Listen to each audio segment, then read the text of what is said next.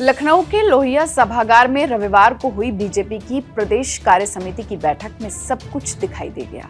शीर्ष नेताओं के बीच खींची तलवारें, नाराज कार्यकर्ताओं के चेहरे, बुझे हुए मन से आगे की लड़ाई लड़ने की कोशिश, प्रदेश के नेताओं और पार्टी के पदाधिकारी के झुके हुए कंधे और बड़े नेताओं की कार्यकर्ताओं से नजरें ना मिलाने की कोशिश। लेकिन इन सब के बावजूद कार्यकर्ताओं में दोबारा जोश भरने का अथक प्रयास भी बड़े नेताओं की ओर से दिखाई दिया। कार्यकर्ताओं को लेकर केशव प्रसाद मौर्य ने सबसे बड़ी बात कही। केशव प्रसाद मौर्य ने कार्यकर्ताओं से कहा, जो आपका दर्द है वही मेरा भी दर्द है और बीजेपी में सरकार से बड़ा संगठन है, संगठन था और संगठन ही रहेगा। केशव मौर्य ने कहा कि 7 कालिदास मार्ग कार्यकर्ताओं के लिए हमेशा खुला है। कार्यकर्ताओं के मन की बात कहने पर केशव मौर्य को सबसे ज्यादा तालियां मिली।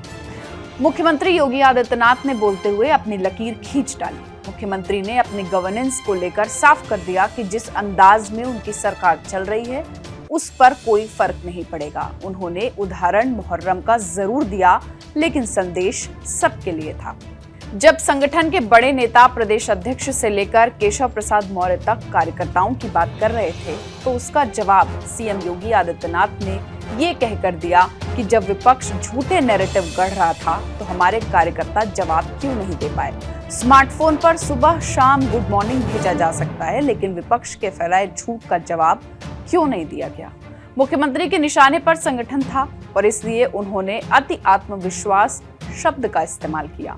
सीएम ने कहा कि चुनाव के नतीजों से लेकर किसी को बैकफुट पर जाने की जरूरत नहीं है। दरअसल इसका अर्थ निकालने वाले कुछ भी निकालें, लेकिन मुख्यमंत्री ने ये साफ कर दिया है कि वो भी बैकफुट पर नहीं जाने वाले। चुनाव हारने के बाद भी बीजेपी के नेताओं की आवाज की खनक पहले शायद ही इतनी कम होती हो जो इस बार उत्तर प्रदेश में कार्य समिति की बैठक में दिखाई दी।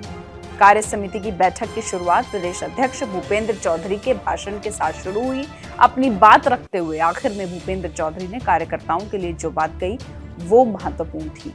उन्होंने कहा कि कार्यकर्ता हमारे लिए सबसे बढ़कर है, उसके मान सम्मान से कोई समझौता नहीं हो सकता।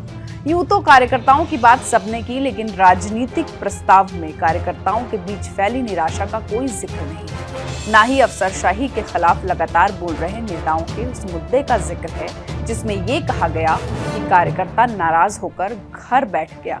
कार्यकर्ता थाने और तहसील पर लोगों का सही काम भी न करवा पाने की वजह से चुनाव में शांत रहा। यानी कार्यकर्ताओं के दर्द का कोई जिक्र राजनीतिक प्रस्ताव में नहीं हुआ।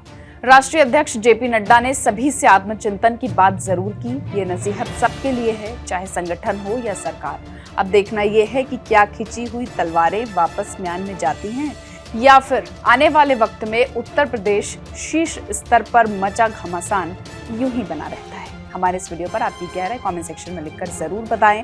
देश और दुनिया से जुड़ी तमाम बड़ी खबरों के लिए सब्सक्राइब करें हमारा डिजिटल चैनल आज तक।